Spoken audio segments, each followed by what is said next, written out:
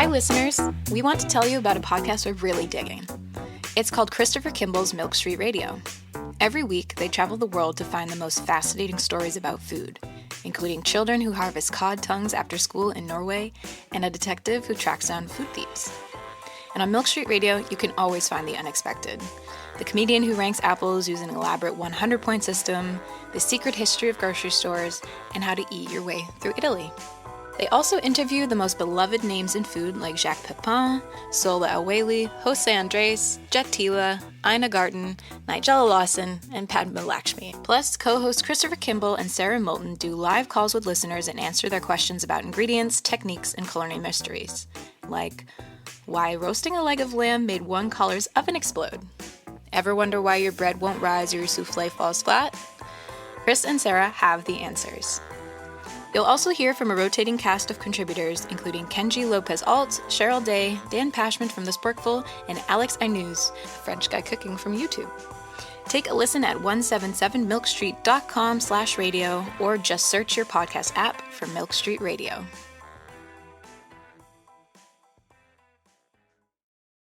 Hearst Ranch is a proud sponsor of the Heritage Radio Network. Learn more about Hearst Ranch at HearstRanch.com. You're listening to Heritage Radio Network.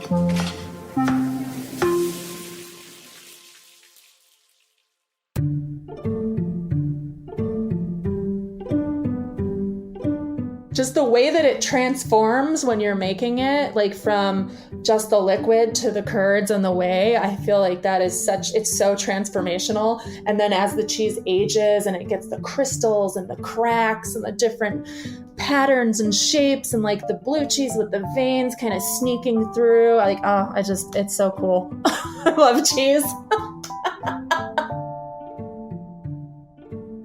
When you consider humanity's greatest inventions, you might think about things that dramatically changed our world, like antibiotics or the airplane or currency or language.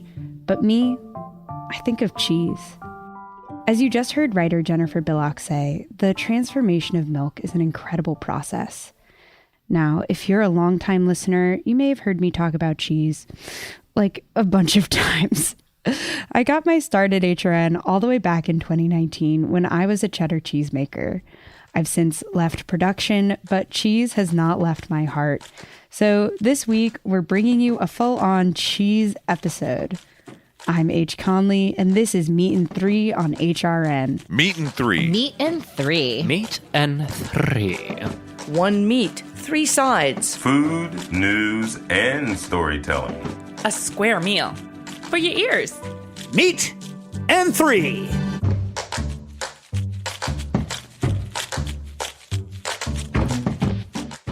Since I started making cheese in 2015, I've wanted to spread the good word that you can do it too. In our first story, Sophia Hooper is going to take us along for her first adventure in amateur cheese making. All right. You ready? Whenever you're ready. Okay, coming. So, I've had this voice in my head that's been telling me to make cheese. You can do it too. That voice is H Conley's. Make cream cheese. Oh, it's so easy. Stupidly easy. So cream cheese. much fun. I love cheese. And it feels so empowering. I can ship you some cream cheese. It takes so Strawberry little work. So satisfying. I genuinely love cheese. I do Also love making cream cheese. Cream cheese. Oh, God, cream cheese. Really, how could I say no? We were powered more by enthusiasm than actual cheese-making knowledge, but we learned that you don't actually need that. And besides, I just wanted an excuse to mess around in my kitchen. I enlisted my roommate Jay, and we grabbed a few special ingredients. This is our starter culture. No kidding, cool. And this is raw milk. From Freeport. Oh, so it's like right up the road. Okay, yeah. There it is. And we got to cheese making. We did heat up our milk too fast. We're at 86, we're at 87. Get that off me. Stop it! To be honest, milk kind of weirds me out. I think that's like the temperature that makes the yeast happy. Is it yeast? I don't know. I don't understand dairy. It's bacteria, which is different than yeast. But I'm no scientist. We added our culture packet to the warm milk. Do your magic. and put it in a warm spot overnight to separate into curds and whey. That's literally it. See you tomorrow. Bye, babe. Bye. Bye, babe. It is 7 a.m. and I'm going to check on my cheese before work. And oh, that smells cheesy, I guess. I don't know about that. Okay. I did not like that noise. At this point, I wrapped my curds in cheesecloth to finish draining and came back to find. So we made almost 1.5 pounds. Isn't that crazy? I wasn't planning to own this much cream cheese. Cheesemaking is an art and a tradition and a science. But for me, in my apartment kitchen with summer finally in the air, I made cheese for the same reason I used to put food coloring in my mom's vases to turn the white carnations pink, or mix up mud and plants and some unfortunate bugs into a slop with my brother in the backyard. I am no better than my 5-year-old self. I just like to see the world react to me. Look at that. Wow. That's actually really A cool. little dill. Nice. I could eat that with a spoonful. That's really good. I was worried. It was so gross yesterday. No. I think sometimes you just have to let it sit. So it'll be remind me of my mom's cheese. It's good. It's very good. I was so excited. The upside is, we're adults now, and we're capable of making really good slop. But you can still show it off to your family like one of the terrible drawings you made in elementary school, and they will think you are brilliant. Go make some cheese. All right, you heard her, folks. Now, for our next story, we're not going to gain a deeper understanding of cheese. We're hoping cheese can give us a deeper understanding of ourselves. Forget tea leaves and tarot cards. Jessica Gingrich will let the curds guide her way. She's dipping into the dairy aisle for answers to life's biggest questions. The world is complex. Misinformation is everywhere. So where does a girl go for answers? Well, I went to the one thing that I can always count on. Cheese. My name is Jennifer Billock. I'm not psychic. I just am like a medium for the cheese.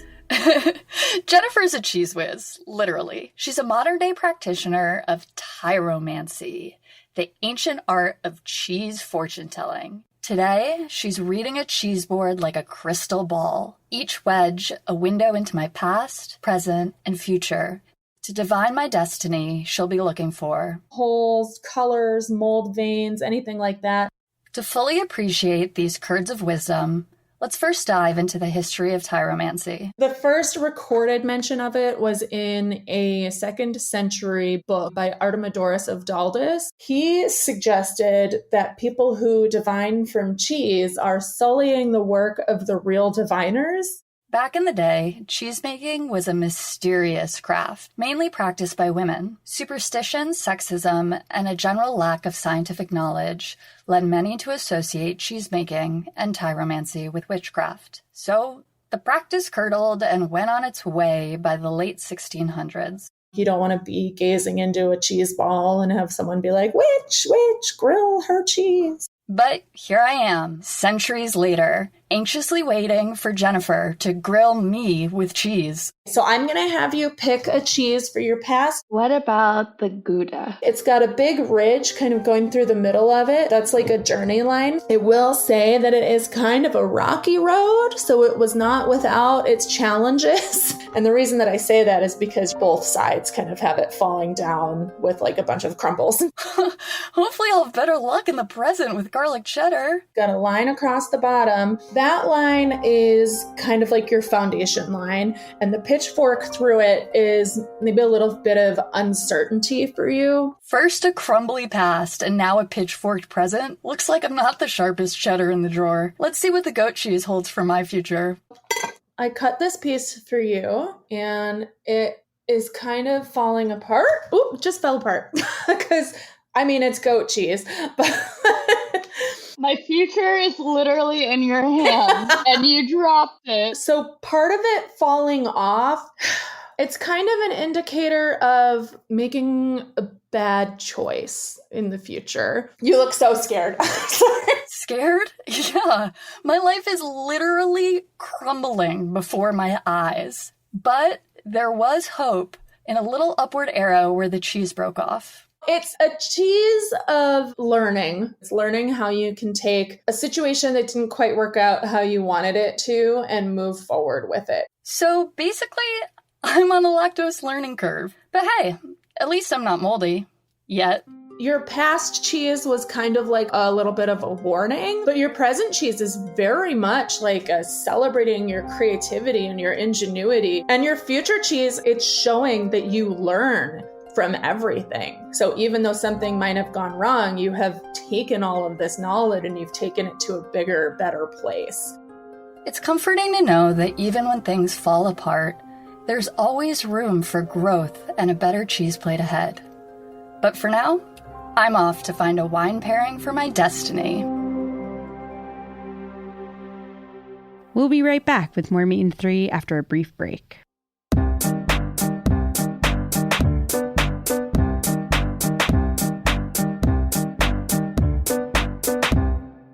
Hearst Ranch is a proud sponsor of the Heritage Radio Network. The Hearst family has been raising cattle on the rich, sustainable native grasslands of California's Central Coast for over 150 years.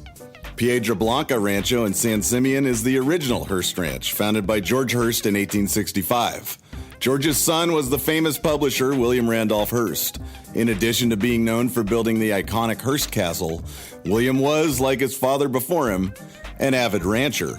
In his words, "I would rather spend a month at the ranch than any place in the world." Thanks to one of the largest land conservation easements in California history, a joint effort with the California Rangeland Trust, the American Land Conservancy, and the state of California, the working landscape at Hearst Ranch will be preserved forever. Learn more about Hearst Ranch at HearstRanch.com. Welcome back to Meat and Three.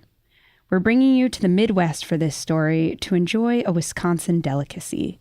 Squeaky, salty, and undeniably addictive, Hannah Chouinard and Toby Cecchini dive into the world of cheese curds. They explore their history, their hype, and the heartland's deep-rooted connection to them. Hear that? That's the squeak of a curd of cheddar straight from the whey. Cheese curds are a staple in Wisconsin. These little lumps can be found at most bars and farmers markets. Since leaving the state, though, I've learned that they aren't so ubiquitous everywhere. Most of my friends have never tried or even heard of these mounds of umami, so I asked a fellow Wisconsinite and cheese connoisseur, Toby Cecchini, what exactly is a cheese curd?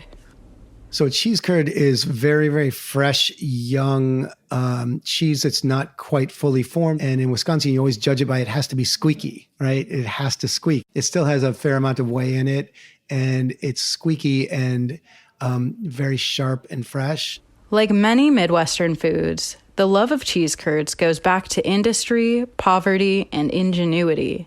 Dairy farmers are said to have taken unused curds home to feed their families at the end of a long day of work. The history of cheese and the history of curds are tightly interwoven, so it's no wonder they're a mainstay in Wisconsin, long the top dairy producer in the country.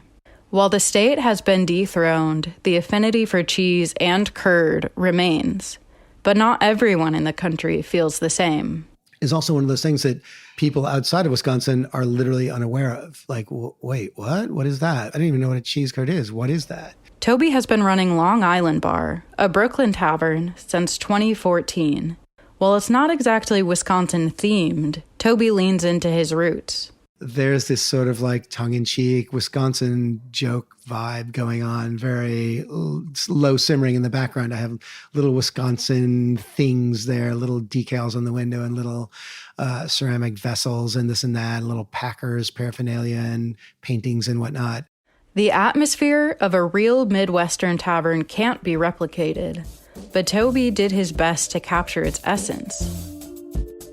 The space is low lit, the bartenders are grumpy, the food is approachable, and, like any good Wisconsin tavern, the star of the show is our beloved cheese curd. I just sort of focused on fried cheese curds because, A, I love them. People don't know what they are, and then they try them and they're like, oh my Lord, this is amazing, because they are amazing. Toby seems proud to be introducing New York to cheese curds. These heavenly morsels have mass appeal, and they're a great addition to a menu full of amazing food. But they're more than that, too. For those from the East Coast, cheese curds are a small window into a place they likely know nothing about. For Midwestern transplants, like me, they're a reminder that we're not alone in this great big city.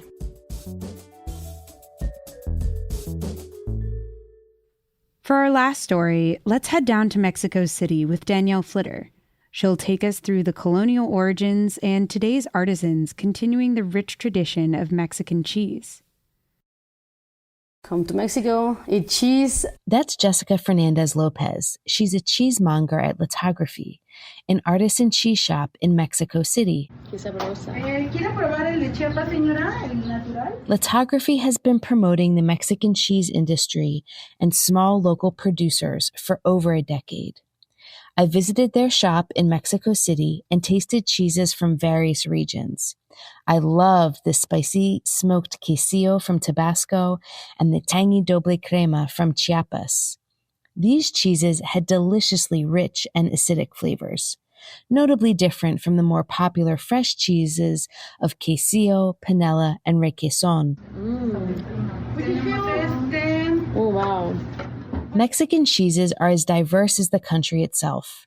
Served on nearly every dish, Mexican cheeses crumble, sprinkle, and melt over quesadillas, tlayudas, tortas, and chilaquiles. You'll find cheese being sold in the established mercados, at every tianguis, and at snack carts on street corners.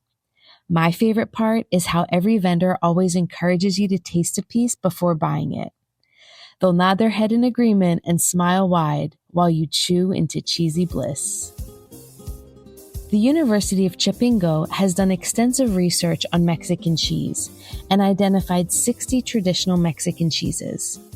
However, 20 of them have been lost in history. These cheeses are not being made anymore, but there's also no one that remembers how they're made. And so that means that we have lost them completely. And so we really need to cherish the 40 cheeses that we still have, because they're going to go away if we don't start eating them. Carlos Yescas is the founder of Lithography. He was featured on an episode of Cooking in Mexican from A to Z. Cheese and dairy were not part of the pre-colonial Mesoamerican diet. The Spanish introduced dairy animals and cheese to Mexico during colonization. The first cheese that appears in Mexico is in Puebla, and it is made with sheep's milk, so closer to a manchego from Spain. The indigenous peoples of Mexico were lactose intolerant, so it took a long time for the indigenous peoples to actually start developing a tolerance for dairy and a liking for dairy. Since then, immigrants from Italy, Germany, the Netherlands, France, and Lebanon greatly influenced Mexican gastronomy, including introducing new ways to make cheese. These recipes were then adapted and incorporated into the cheesescape of Mexico.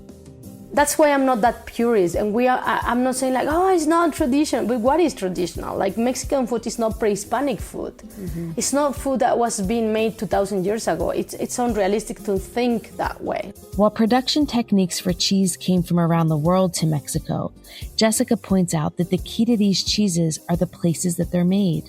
It's about the milk, the type of cow, the same draining table that's been in the family for 60 years.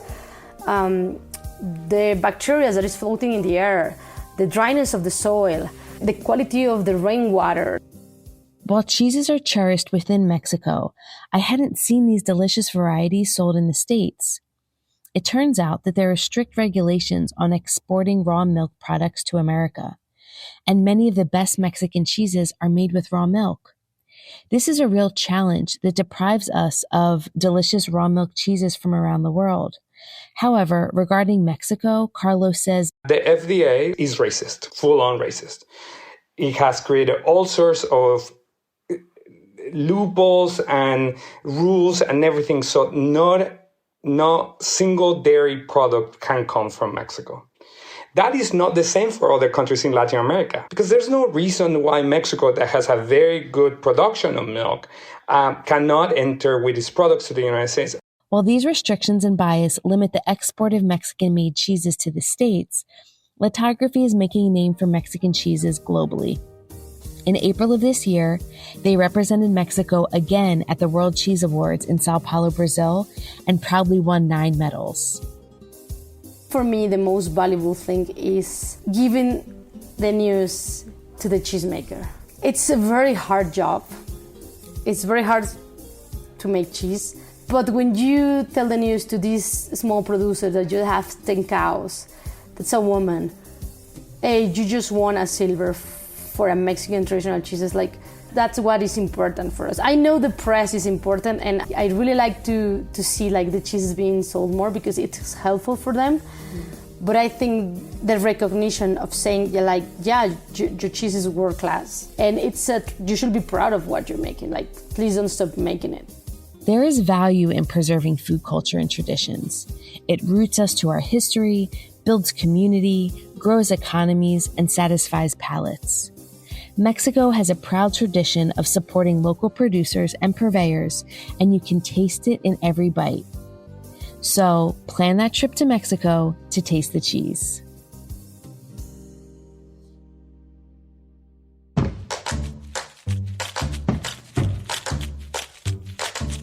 That's our show. Thanks for listening.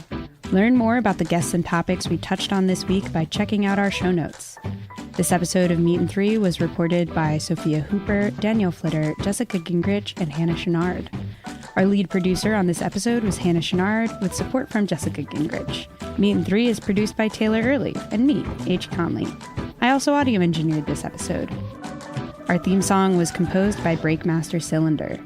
This program is supported in part by public funds from the New York City Department of Cultural Affairs in partnership with the City Council. Meat and Three is powered by Simplecast. Meat and Three is a production of Heritage Radio Network, the world's pioneer food radio station. Learn more at heritageradionetwork.org and follow us at heritage_radio. And please stay in touch. Whether you have a story idea or just like to say hey, write us at ideas@meatand3.nyc. That's all spelled out.